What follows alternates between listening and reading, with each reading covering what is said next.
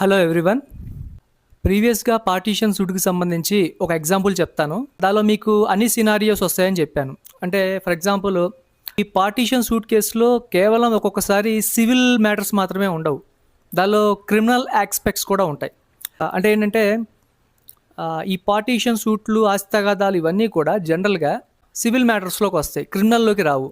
కానీ కొన్ని సందర్భాల్లో ఈ సివిల్ సూట్లో కూడా క్రిమినల్ ఆస్పెక్ట్స్ ఉంటాయి. అంటే మీకు అర్థమయ్యేలాగా ఒక పార్టీషన్ సూట్ కేసు ఎగ్జాంపుల్గా తీసుకొని చెప్తాను. ఆంధ్రప్రదేశ్లో తూర్పుగోదావరి జిల్లాలో ఒక పార్టీషన్ సూట్ జరిగింది. అది ఎక్కడ జరిగిందంటే పిఠాపురం కోర్టులో జరిగింది. పర్టికులర్గా ఈ కేసులో స్టార్టింగ్ మధ్యలో ఉన్న కాన్ఫ్లిక్ట్స్, అవుట్కమ్స్ ఏమైనాయి అనేది చెప్తాను. ఇది ప్యూర్గా పూర్వీకుల ఆస్తులకు సంబంధించిన పార్టీషన్ సూట్. ఈ స్టోరీలో ఏమైందంటే, ఎవరి దగ్గర అయితే ఆస్తులు ఉన్నాయో ఆయన 85 సంవత్సరాల వయసున్న ఒక పెద్ద వ్యక్తి. ఈ స్టోరీ అంతా జరుగుతోంది 2014లో. సో ఆయన భార్య అప్రాక్సిమేట్గా 70 to 80 మధ్యలో ఏజ్ ఉంటుంది ఆవిడకి. ఆవిడ 2013లో చనిపోయింది. ఈ 85 సంవత్సరాల వ్యక్తికి అతని భార్య చనిపోయిన తర్వాత ఎవరి దగ్గర ఉండాలి అన్న క్వశ్చన్ వచ్చింది. ఆ టైంలో ఆయనకి ఏంటంటే 3 ఆడపిల్లలు, 2 మగపిల్లలు.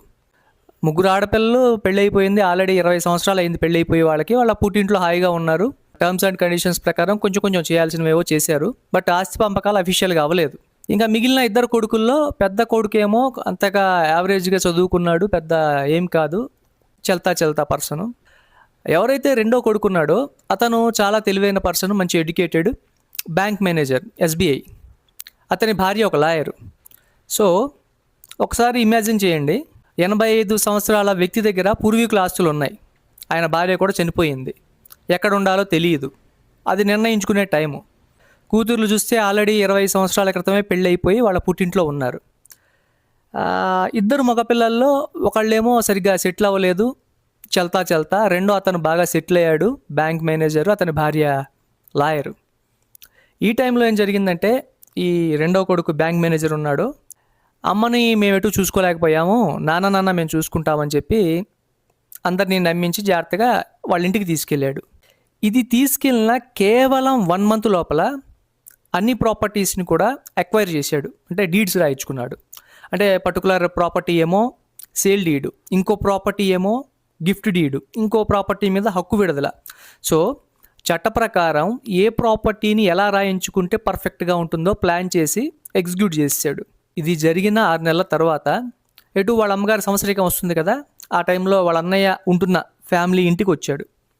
వచ్చి ఏమన్నాడంటే, నాన్న నాకు ఆస్తులన్నీ రాసేసాడు, నేను రాయించేసుకున్నాను, డబ్బులు ఇచ్చి కొనేసుకున్నాను, డీడ్లన్నీ కంప్లీట్ అయిపోయినాయి, ఇప్పుడు మీరు ఏదైతే ఇంట్లో ఉంటున్నారో ఆ ఇల్లు కూడా రాసేసాడు నాకు, నేను కొనేసుకున్నాను అని చెప్పి మీరు ఇంకా వెంటనే ఖాళీ చేయాలన్నాడు.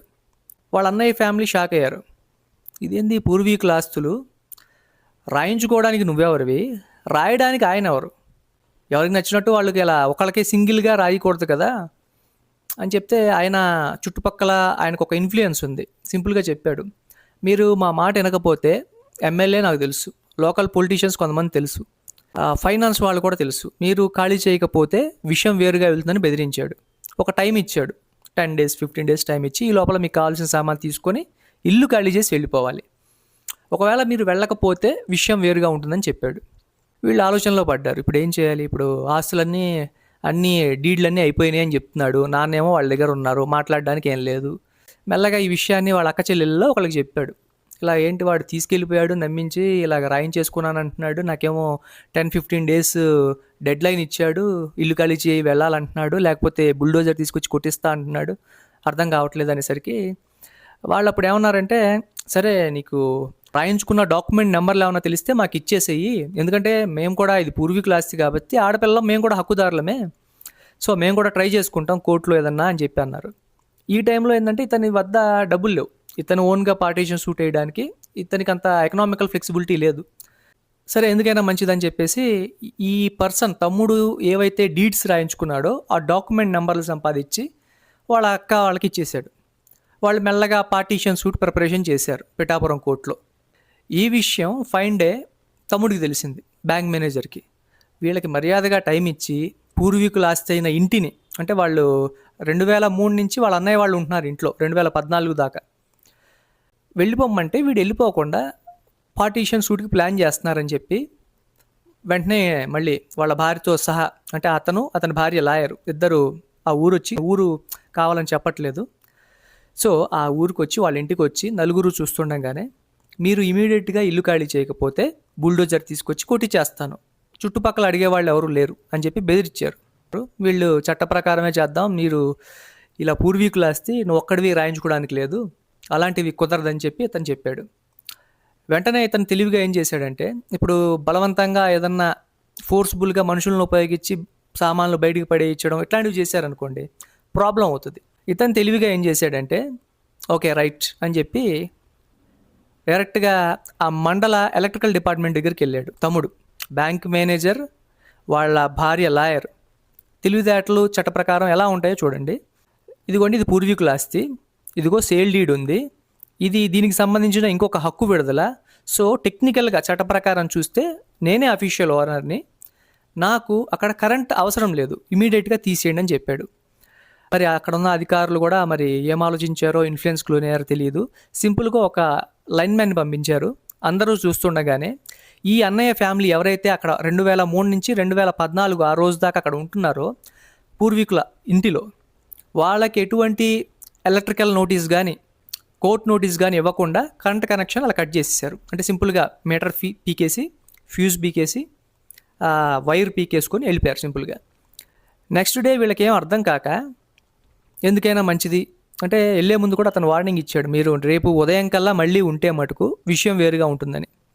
నెక్స్ట్ డే మార్నింగ్ ఈ ఫ్యామిలీ ఏం చేశారంటే భయం వేసి పోలీస్ స్టేషన్కి వెళ్ళారు. సార్ ఇలాగా మా తమ్ముడు పూర్వీకుల ఆస్తులను రాయించేసుకున్నానని చెప్తున్నాడు, బంగారం షేర్స్ అన్నీ ట్రాన్స్ఫర్ అయిపోయినాయి, మేము దాదాపు 2003 నుంచి కూడా మా పూర్వీకుల ఇంట్లో ఉంటున్నాము, ఇప్పుడు వచ్చి సడన్గా ఖాళీ చేయమంటున్నాడు, మాకు ఎటువంటి electrical department notice, legal notice ఇవ్వకుండానే సింపుల్గా లైన్మ్యాన్ని తీసుకొచ్చి కరెంట్ కనెక్షన్ కట్ చేయించాడని చెప్పారు. అప్పుడున్న సో మెనీ రీజన్స్ వల్ల, టర్మ్స్ అండ్ కండిషన్స్ వల్ల పోలీసులు కూడా ఏమన్నారంటే, ఇది యాన్సెస్టర్ ప్రాపర్టీ మ్యాటర్ కాబట్టి సివిల్ మ్యాటర్, మేము ఇన్వాల్వ్ అవ్వకూడదు, ఈ కరెంటు తీయించిన విషయం, మీ మీద దౌర్జన్యం చేసిన విషయం మీ అక్కగారు కోర్టుకి వెళ్తే అది చాలా ఈజీగా ఉంటుంది మీ కోర్టుకు చెప్పడానికి అని చెప్పారు. సో పోలీసులు అక్కడ చట్ట ప్రకారం యాక్షన్ తీసుకోవడం అనేది స్కిప్ అయింది. మరి అప్పుడున్న టర్మ్స్ అండ్ కండిషన్ బట్టి కరెక్టో కదా నాకు తెలియదు.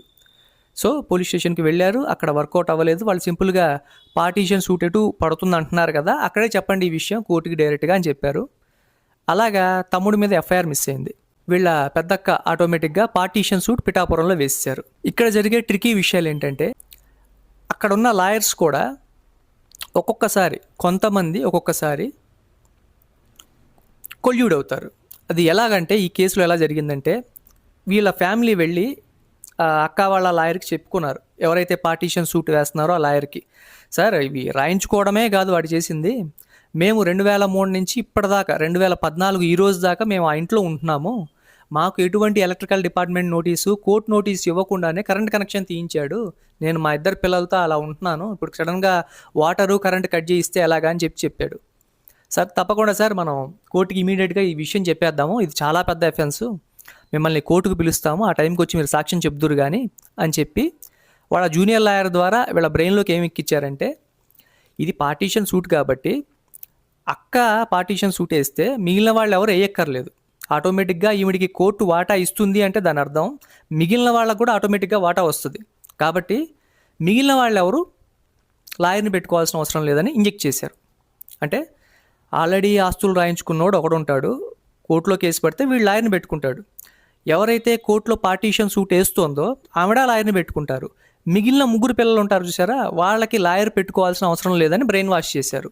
మీకు కోర్టు ఫీజులు వేస్ట్, లాయర్ ఫీజులు వేస్ట్, కాబట్టి మీరు సింపుల్గా లాయర్ని అవాయిడ్ చేసేయండి అన్నారు. సో ఈ మాట వాళ్ళు నమ్మారు, ఎందుకంటే ఎకనామికల్గా కూడా అప్పుడు టఫ్లో ఉండటం వల్ల, ఎందుకులే lawyer fee waste, court fee waste అంటున్నారు కదా, పార్టీషన్ సూట్లో పార్ట్ అక్కకి ఇచ్చారంటే నాకు వస్తుందని చెప్పి లాయర్ చెప్పిన మాటలు నమ్మి వీళ్ళు లాయర్ని పెట్టుకోలేదు. ఈ కేసులో ఏమైందంటే 2014లో పిఠాపురం కోర్టులో పార్టీషన్ సూట్ పడింది. దాదాపు ఇది 5 ఏళ్ళు జరిగి 2019లో ఫస్ట్ డిగ్రీ, ప్రిలిమినరీ డిగ్రీ అంటారు, అది వచ్చింది. దానిలో ఏం జరిగిందంటే, ఈ అన్న ఫ్యామిలీ లాయర్ని పెట్టుకోలేదు కదా, వీళ్ళు ఎక్స్ పార్టీ అయ్యారు. నేను ప్రీవియస్ వీడియోలో నీకు చెప్పాను ఎక్స్ పార్టీ అవ్వడం అంటే ఏంటి. అంటే మీరు కేసుకు సంబంధించిన ఇంపార్టెంట్ ఎవిడెన్స్లు ఏమన్నా మీకు ఫర్దర్గా దొరికినా కానీ మీరు డైరెక్ట్గా ఏమీ చెప్పలేరు కోర్టుకి, ఎందుకంటే మీరు ఎక్స్ పార్టీ అయిపోయారు. ఏదన్నా కోర్టుకు చెప్పుకునేది ఉంటే ఈ 2014 నుంచి 15 లోపల మీరు లాయర్ని పెట్టుకుని ఉంటే మీరు చెప్పుకునేవాళ్ళు, ఇలా జరిగింది, ఇలా మోసం చేశాడు అన్న విషయం. అంటే వాళ్ళు పెట్టుకోకపోయేసరికి వాళ్ళు ఎక్స్ పార్టీ అయ్యారు, వాళ్ళకి కొంత వాటా వచ్చింది. కానీ 2019 ప్రిలిమినరీ డిగ్రీ వచ్చేదాకా కూడా కోర్టుకి వీళ్ళ కరెంటు తీయించిన విషయం ఆ లాయర్ చెప్పలేదు. చాలా సాక్ష్యాలు వీళ్ళు కోర్టుకి ఇచ్చారు. ఒకవేళ ఇది ఫోర్జరీయా లేకపోతే ఇది యాన్సిస్టర్ ప్రాపర్టీ అనడానికి రీజన్ ఏంటి, విట్నెస్లు ఏంటి అన్న సాక్ష్యాలు కూడా ఇచ్చేశారు. సో వీళ్ళు గుట్టిగా వాళ్ళ అక్క ఫ్యామిలీకి సంబంధించిన పార్టీషన్ సూట్ వేసిన లాయర్ని నమ్మారు. నమ్మి ఏ సాక్ష్యాలు ఇచ్చారో అన్ని సాక్ష్యాలని కోర్టుకు ప్రొడ్యూస్ చేయలేదు. ఇంకా హైలైట్ ఏంటంటే వీళ్ళు మొత్తం 4 ప్రాపర్టీస్కి సంబంధించి డాక్యుమెంట్స్ ఇచ్చారు. ఈ లాయర్ ఏం చేశారు, ఓన్లీ 3 ప్రాపర్టీస్ మీద మాత్రమే పార్టీషన్ సూట్ అప్లై చేశాడు. ఈ 5 ఏళ్ళు అలాగే నడిపించాడు. ఇంకొకటి కావాలనే లాయర్ని పెట్టుకోవద్దని చెప్పి వీళ్ళని ఎక్స్ పార్టీ చేశారు.